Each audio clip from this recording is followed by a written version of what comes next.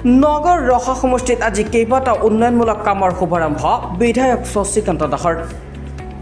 নগৰ ৰহা সমষ্টিত উন্নয়নৰ মূল হ'ল উদ্দেশ্য বিধায়ক শশীকান্ত দাস। আজি সমষ্টিত বহুকেইটা উন্নয়নমূলক কামৰ শুভাৰম্ভ কৰা হয়। বিশেষকৈ লোক নিৰ্মাণ পথ বিভাগ নগৰ বটদ্ৰৱা ৰহা আৰু বৰহমপুৰ ক্ষেত্ৰীয় পথ সংমণ্ডলৰ অধীনত 2025-26 বিত্তীয় বৰ্ষৰ অধীনত SOPDG অধীনত জুঙাল-বলসু গড় শোভাবৰ্ধন প্ৰকল্প সংযোগী পথ আৰু জুঙাল-বলসুৰ গড় সংযোগী পথ শুভাৰম্ভ কৰে।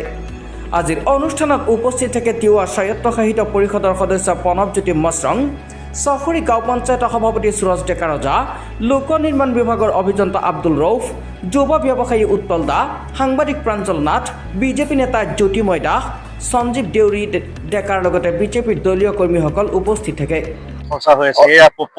আপোনালোকে নিশ্চয়কৈ গম পাইছে, আমাৰ SDO ৰূপ ডাঙৰীয়া ইয়াতে আছে, তেখেতে তাতে বক্তব্য ৰাখিব। যোৱা সময়খিনিত আমাৰ পশ্চিম বোলাৰ পৰা আমাৰ চাপৰমুখ সংযোগী যিটো ৰাস্তা আছে কচুৱাৰ লগত, আমাৰ কপিলীৰ মাথাউৰিৰ ওপৰে যিটো ৰাস্তা গৈছে, যথেষ্ট বাৰিষা যথেষ্ট আমাৰ ৰাইজে জীয়াতু ভুগিব লগা হৈছিল। এই ৰাস্তাটোৰ কাৰণে আমি যথেষ্ট আমি আশা কৰিছিলো, কিন্তু শেষ মুহূৰ্তত আমি সেই ৰাস্তাটো আবণ্টন পাবলৈ সক্ষম হলো। ইতিমধ্যে আমাৰ টেণ্ডাৰ প্ৰচেছ হৈছে আৰু তাতে আজি ইয়াৰ পৰা গৈ পেলাই আমি তাতে শুভাৰম্ভ অনুষ্ঠানটোত আমি ভাগ ল'ম। আৰু এই ৰাস্তাটোৰ নিৰ্মাণে গোটেই অঞ্চলবাসীৰ প্ৰতি, আমাৰ হাটবৰ, পশ্চিম বোলা, গৰৈমাৰী গোটেই অঞ্চলবাসীৰ কাৰণে এক অত্যন্ত সুখবৰ কঢ়িয়াই লৈ আহিছে। আমি কিছু সময়ৰ পিছতে তাতে উপস্থিত হৈ আমি পশ্চিম বোলাৰ যিটো অতি গুৰুত্বপূৰ্ণ 7.5 কিলোমিটাৰ ৰাস্তা, আমাৰ প্ৰায় 7 কোটি টকা ব্যয় সাপেক্ষে নিৰ্মাণ হবলৈ গৈ আছে। আমি সেই ৰাস্তাটোৰ শুভাৰম্ভ যিহেতু অহাকালি বা কালিৰ পিছত আমাৰ নিৰ্বাচনী বিধি যিহেতু বলবৎ হ'ব, গতিকে অহা বাৰিষাৰ আগে আগে যাতে ৰাস্তাটো আমি আগুৱাই লৈ যাব পাৰোঁ, কামখিনি যাতে আগুৱাই লৈ যাব পাৰোঁ, তাৰ প্ৰস্তুতিৰে আজি আমি তাতো শুভাৰম্ভৰ পিনে আমি আগবাঢ়িছোঁ। 2021 চনৰ পৰা 2026 চনলৈ 5টা বছৰ কিন্তু ৰহা সমষ্টিৰ মানচিত্ৰখন বহুত বেলেগ হৈ গৈছে। এয়া অসমৰ সৰ্বকালৰ দূৰদৰ্শী মাননীয় মুখ্যমন্ত্ৰী ডক্টৰ হিমন্ত বিশ্ব শৰ্মা ডাঙৰীয়াৰ বলিষ্ঠ নেতৃত্বৰ বাবে আৰু তেখেতে সন্মুখৰ পৰা ৰহাৰ উন্নয়নৰ অভিভাৱক হিচাপে নেতৃত্ব দিয়াৰ বাবে এয়া সম্ভৱ হৈছে।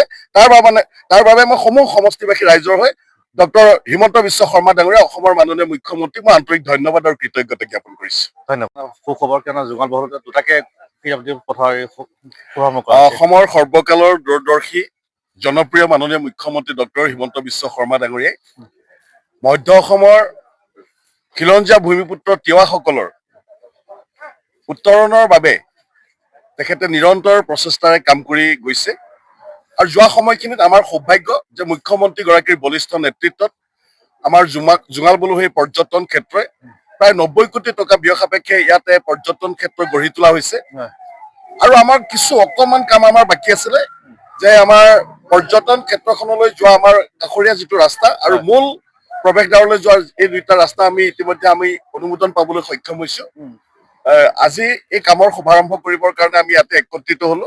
আমাৰ মৰিগাঁও তিৱা সাহিত্য পৰিষদৰ সন্মানীয় কাৰ্যবাহী সদস্য আৰু আমাৰ তিৱা ছাত্ৰ সন্থাৰ প্ৰাক্তন সভাপতি, আমাৰ জোঙাল বলসু ক্ষেত্ৰৰো নিৰ্মাণ সমিতিৰ সন্মানীয় সভাপতি প্ৰণৱজ্যোতি মশ্ৰং ডাঙৰীয়া, তিৱা ছাত্ৰ সন্থাৰ সন্মানীয় সভাপতি প্ৰহ্লাদ মশ্ৰং ডাঙৰীয়া, নগাঁও জিলা ভাৰতীয় জনতা পাৰ্টীৰ জনজাতি মৰ্চাৰ সন্মানীয় সভাপতি আমাৰ সঞ্জীৱ দেউৰী ডাঙৰীয়া, আমাৰ মাজত উপস্থিত আমাৰ দেওৰজা খাহিগড় দেওৰজা আমাৰ ৰূপেশ্বৰ দেওৰজা ডাঙৰীয়া, আমাৰ প্ৰতিষ্ঠিত যুৱ ব্যৱসায়ী উৎপল হাজৰিকা ডাঙৰীয়া, আমাৰ মাজত উপস্থিত আমাৰ চহৰী গাঁও পঞ্চায়তৰ সন্মানীয় সভাপতি সুৰজ ডেকা ৰজা ডাঙৰীয়া সমন্বিতে আমাৰ তিৱা ছাত্ৰ সন্থা আৰু তিৱা আমাৰ সকলো আমি একত্ৰিত হৈ আজি আমাৰ ভাৰতীয় জনতা পাৰ্টীৰ সকলো একত্ৰিত হৈ আমি এই পবিত্ৰ মঞ্চৰ পৰাই মাননীয় অসমৰ মুখ্যমন্ত্ৰী ডক্টৰ হিমন্ত বিশ্ব শৰ্মা ডাঙৰীয়াক আন্তৰিক ধন্যবাদ আৰু কৃতজ্ঞতা জ্ঞাপন কৰিছো। কাৰণ আমাৰ শেষত এই ৰাস্তা দুটাই আছিলে আৰু তেওঁ অতি আন্তৰিকতাৰে আজি পৰ্যটন থলীখনক গঢ়ি তোলাৰ ক্ষেত্ৰত যিখিনি বলিষ্ঠভাৱে সন্মুখৰ পৰা নেতৃত্ব দিলে আমি সঁচাকৈ গৌৰৱান্বিত হৈছো। গতিকে আজিৰ এই পবিত্ৰ মঞ্চৰ পৰা তেখেতক আন্তৰিক ধন্যবাদ আৰু কৃতজ্ঞতা জ্ঞাপন কৰিছো। নগৰৰ পৰা প্ৰাঞ্জল নাথৰ ৰিপৰ্ট।